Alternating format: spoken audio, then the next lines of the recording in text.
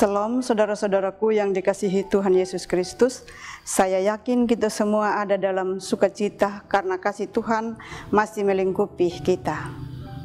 Jumpa lagi bersama saya, Penetua Getsiana Ndolo Rahusine, dalam acara Santapan Rohani Hosana. Kita akan belajar firman Tuhan yang terambil dari 2 Timotius 2 ayat 23 sampai dengan ayat yang ke-26. Sebelum kita membaca dan merenungkannya, mari kita berdoa. Tuhan Allah Bapa kami yang ada di surga, pada malam hari ini kami sangat bersyukur kepadamu Tuhan, karena Tuhan masih berikan kesempatan bagi kami untuk kami datang di hadirat-Mu Bapa. Tapi sebelum kami membaca dan merenungkan firman-Mu, kami mohon Tuhan Yesus ampuni akan semua salah dosa yang sudah kami lakukan kepadamu Bapa. Bersihkan hati kami, pusatkan perhatian kami, agar ketika kami membaca dan mendengarkan firman-Mu, biarlah firman itu boleh menjadi kekuatan dalam kehidupan kami. Terima kasih Tuhan Yesus, amin. Mari kita sama-sama membaca firman Tuhan yang terambil dari 2 Timotius 2 ayat 23 sampai ayat yang ke-26. Hindarilah soal-soal yang dicari-cari, yang bodoh dan tidak layak.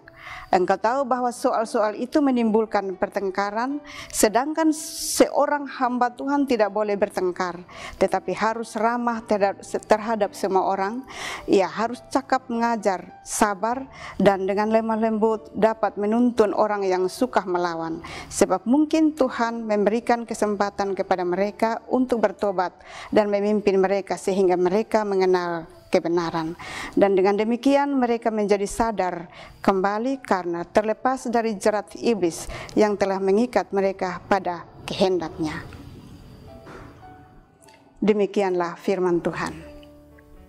Kekasih-kekasih Tuhan, pernahkah kita menyadari bahwa kita sulit meninggalkan dosa? Walaupun sudah berusaha sekuat tenaga untuk melepaskan dosa, namun sulit untuk kita melakukannya. Rasul Paulus mengatakan bahwa dosa itu seperti jerat atau perangkap yang mengikat kita, seperti seekor hewan yang terjebak dalam perangkap yang dibuat oleh manusia, maka hewan tersebut tidak bisa melepaskan diri. Begitu juga dengan perangkap dosa. Iblis tidak akan mau membiarkan manusia keluar dari dosa. Perangkapnya dengan mudah, sekalipun kita berusaha dengan luar biasa dan sekuat tenaga. Iblis tidak akan membiarkan kita lepas dari genggamannya. Dalam bagian ini, Rasul Paulus memberi nasihat kepada Timotius berkait dengan tugasnya sebagai gembala atau hamba Tuhan. Timotius harus menghindari hal-hal yang bodoh dan tidak layak yang dapat menimbulkan pertengkaran. Ia harus lemah lembut, sabar, menghadapi banyak orang yang suka melawan. Dalam hal ini, orang yang suka melawan adalah pengajar palsu yang bertentangan dengan ajaran Tuhan. Orang seperti ini selalu berselisih paham dengan Timotius yang mengajarkan kebenaran. Termasuk orang-orang yang tidak menerima nasihat Timotius tentang keberdosaan. Mereka menentang firman Tuhan. Rasul Paulus menasihati Timotius agar tetap sabar, lemah lembut, dan terus melayani mereka. Karena siapa tahu Tuhan akan memberikan pertolongan dan pertobatan kepada mereka. Untuk mengenal kebenaran yang sejati diperlukan tindakan bertobat yang berarti berbalik dari dosa dan kembali pada Tuhan. Definisi ini memiliki dua pernyataan yang sebenarnya tidak dapat dipisahkan. Namun dalam praktiknya kita sering memisahkan keduanya dan menekankan salah satunya, di mana kita berusaha keras meninggalkan dosa namun tidak kembali pada Tuhan. Perangkap dosa yang dibuat iblis membuat kita tidak bisa melepaskan diri dengan menggunakan kekuatan kita.